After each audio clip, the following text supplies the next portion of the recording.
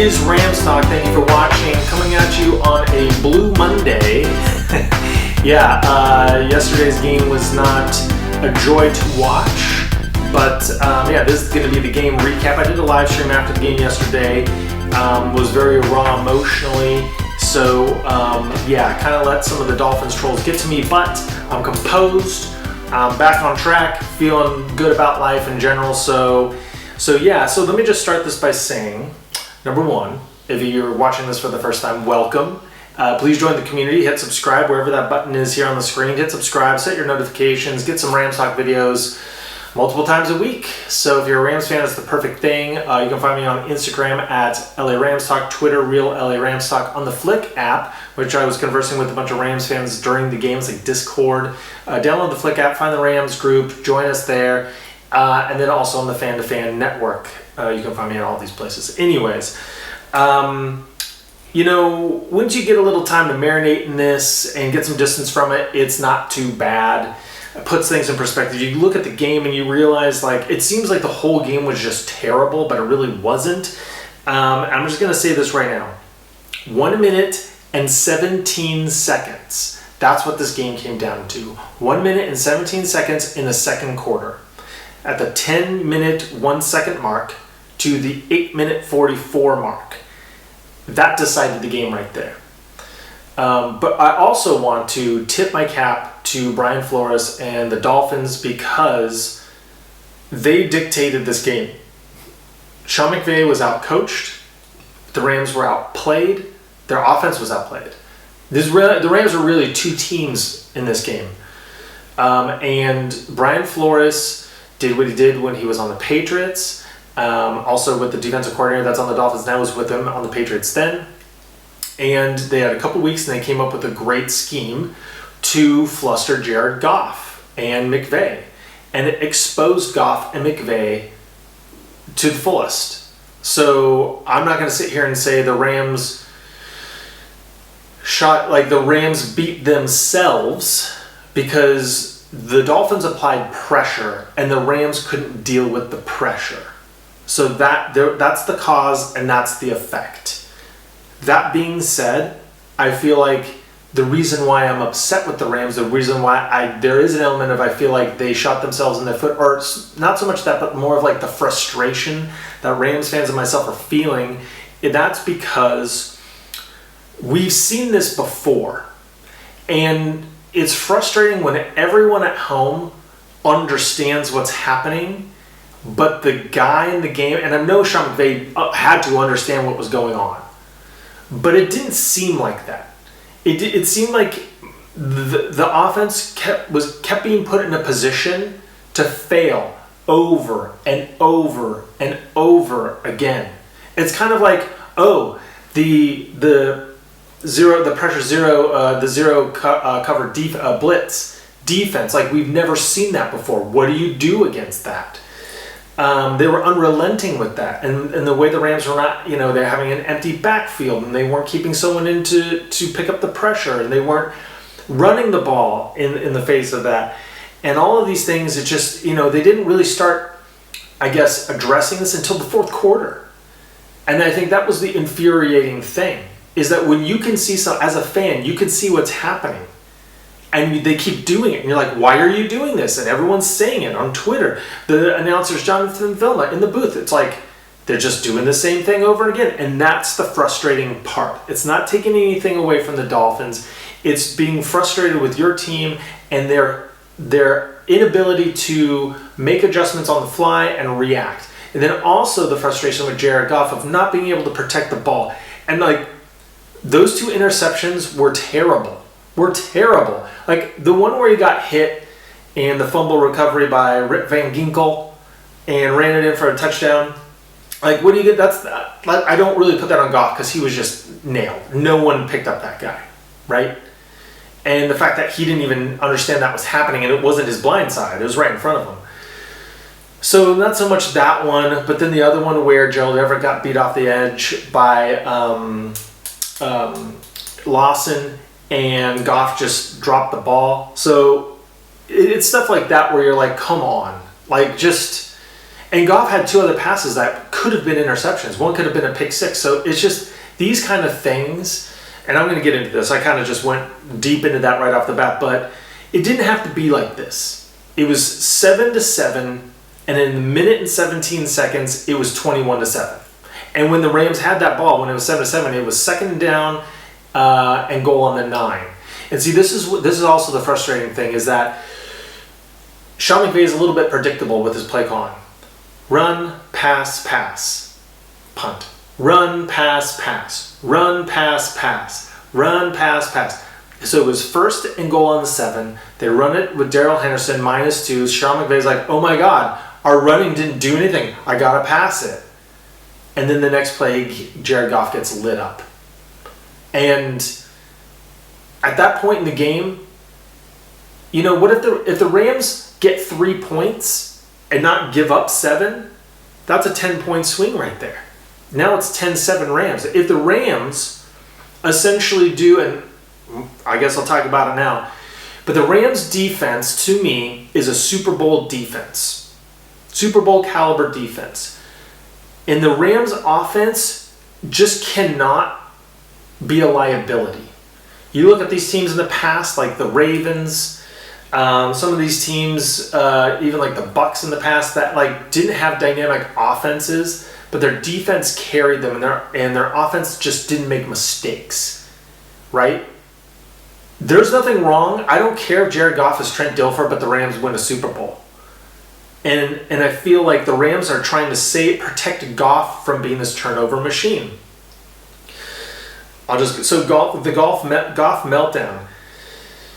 So he had 355 yards passing. But does it feel good at all? This is just like the Tampa Bay game where he had 500 yards passing and they lost 55-40. He was locking into his wide receivers. He threw an interception to the defensive tackle. And this just goes back to like Goff just has to be managed. The Goff from 2017 and 2018, that guy doesn't exist right now. And I don't know why. I don't know if it's the system. I don't know if he just doesn't have it. I don't know if he doesn't have the vertical weapon like Brandon Cooks. But in 2017, 2018, he was airing it out. Guys were open. He was hitting them. He was accurate. And right now, they are managing him. Like against the Bears, 200 yards, 2 touchdowns. Nothing, no highlights, just easy peasy. That's fine, but that's what they're doing with him now. You go back to that Tampa Bay game they lost last year, he had 4 turnovers, okay? You go to the Pittsburgh game last year, 3 turnovers. This game, 4 turnovers. If Goff is going to turn the ball over more than twice, the Rams are going to lose. And that is the end of the story. Exclamation point. If Goff is going to be 3 and 4 turnover guy, the Rams don't have a chance. And granted, last year they lost to Pittsburgh by 5 points and he turned the ball over 3 times. Like the defense is keeping him in it. They lost to Tampa Bay by 15 points, but at the end they were kind of in it. This game they were kind of in it at the end. So that 355 is hollow. And, you know, so like I said, it kind of reminds me of that Tampa Bay game from 2019. But also these interceptions. Like sometimes quarterbacks just get confused. Russell Wilson, not this previous weekend, but the weekend before against Arizona, had 3 interceptions. And they were doing a lot of this, like going up, putting like everyone on the line of scrimmage, but then dropping like half of the people back. And then they were picking off the short routes. And they're confusing him. And I'm sure if you're a Seahawks fan, you're looking at that. But the difference is you're not looking at Russell Wilson going like, you're terrible, we want to cut you, we're stuck with you. You know, they're like, okay, that's an aberration. But, you know, sometimes these games happen. They happen to the Seahawks. They happen to Russell Wilson. So if you're ready to just be done with Goff, realize outside of Goff, who else is there? What other quarterbacks have bad games, right? If this is the worst game that Goff has this season, well, it has to be. It's like the worst game of his career. But if this is the worst game he has all season, fine. If he turns the ball over just once a game, like that's his, you know, that's the max, that's fine. But this happens. And also keep in mind, Philly, they lost that first game to Washington football team. Carson Wentz looked terrible. Remember that? Terrible. And he threw those picks, and everyone was on Carson Wentz. And look at Philly now. They're winning games. Right? I don't know if they have 2 or 3 wins, but like they're two wins and a tie maybe or something like that. But like this isn't the end of the road for the Rams. Philadelphia will tell you that. They lost to the Washington football team. Right? So the Dolphins are a much better team than the Washington football team. So the fact that the Rams lost to Miami does not upset me. Right? Miami is a good, solid team. It's how it happened. And it's these meltdowns. The Rams had 4 turnovers in the first half. That's the most in the NFL this season. They had 471 total yards, 326 more yards than Miami. They had 131 rushing yards, 31 first downs compared to 8 first downs, 36 minutes time of possession compared to 23. They didn't play terribly. They just turned the ball over. And 2 of those turnovers were deadly. Like one was taken to the 1-yard line, one was taken to the house. Then you have the special teams play, the punt return. McVay was outcoached. Can't make adjustments on the fly. The balance was off. 61 to 29. 61 pass attempts to 29 rush attempts. And that makes me crazy, especially when you consider what was happening. Like, it just, Jared Goff is melting down. Let's make him throw the ball more. You have 3 running backs, 2 after Darrell Henderson goes out. Then Cam Akers comes in, and this is the thing that just blows my mind more than anything. He threw the ball to Cam Akers in the flat, and Cam Akers made like 3 amazing jukes. That could have been the play of the game, where he stops on the dime, jukes another guy, and then the very next play, Malcolm Brown is in the game. What is that? What is that? Cam Akers just made a huge gain, a first down gain, explosive, making moves, and then you take him out for Malcolm Brown. Like, this is just kind of like, well, the script tells me that's what I have to do. And I know Malcolm Brown's great at pass protection, right? I get it. But, just throw the ball to Cam Akers all day. Let Cam Akers be Alvin Kamara. Like, I don't know why is that not a thing? Alvin Kamara sometimes catches 8 balls, 10 balls in a game. Like, come on. So that baffles me. The empty, the zero pressure, like just.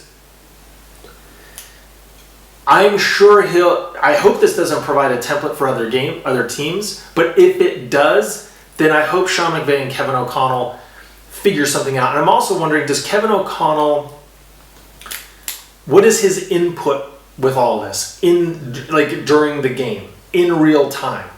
Does he have enough trust with Sean McVay? Is he telling him something like, dude, we got to switch this up? Is Sean McVay listening to him? Are they both just not getting it together? What's going on there? Because last year, remember, it was Sean McVay doesn't have an offensive coordinator, and therefore he's missing some things because he's caught up as being a head coach and managing the game and everything. So I just don't know what's happening there. Execution. Jared Goff missing Kupp in the end zone. Right? Jared Goff was just not, he hasn't been really super crisp this season. And that was it. The penalty, I think on Woods, when Kupp almost hit that, ran for that touchdown, he was out at the 1, he hurt his wrist. Execution. Gerald Everett drops the ball on that drive right before they missed the field goal. He had it in his chest and he fell down and dropped it. He got hit and fell down and dropped it. Or like these things, like if you don't catch a touchdown, if you get a penalty on an almost touchdown, if you drop a 3rd down conversion at a critical time, that you're not going to win the game. So execution, always execution. And I'm not going to talk about how this was another road trip in the 140 degrees sun, which, by the way, I understand home field advantage. That's just not safe. Coming off a short week, I get all these things and not being crisp, but you're not the only team that's had to deal with these things. Now, special teams and some of these decision making. So like in the third quarter, it's 4th and 10. The Rams go for it, don't make it. Fourth quarter, it's 4th and 5. They don't go for it. They try a field goal. And Kai Forbath probably has the worst kick I've ever seen. And here's the thing. I always rip Sam Sloman. Like, if you get it over the line, at least it has a chance. Right? Because what if it's accurate and strong enough, but it gets hit at the line? It doesn't have a chance. Kai Forbath kicked it over the line of scrimmage.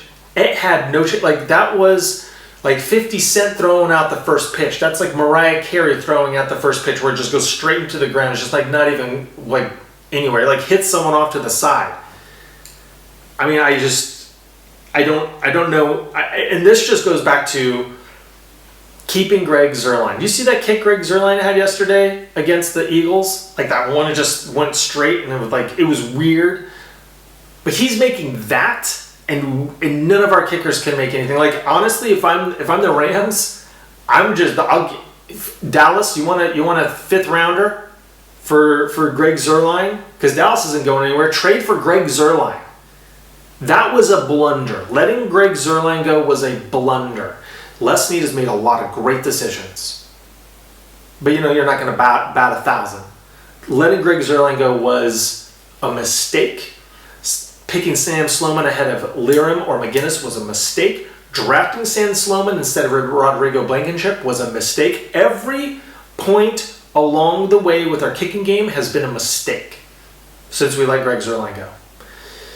And this is what happens. He makes that kick. The Rams have a chance. They have a chance. I just have here, it says Forbath WTF. Now let's get to the happy thoughts. Our defense, like I said, was outstanding. Super Bowl caliber defense. They only gave up 145 yards, 90 yards passing, 55 yards rushing. Like, that's insane. They gave up 108 yards, total yards to the Washington football team, 145 yards to Miami. Miami's not a bad team, even with Tua in there. They're not a bad offensive team. They've never been this bad this season.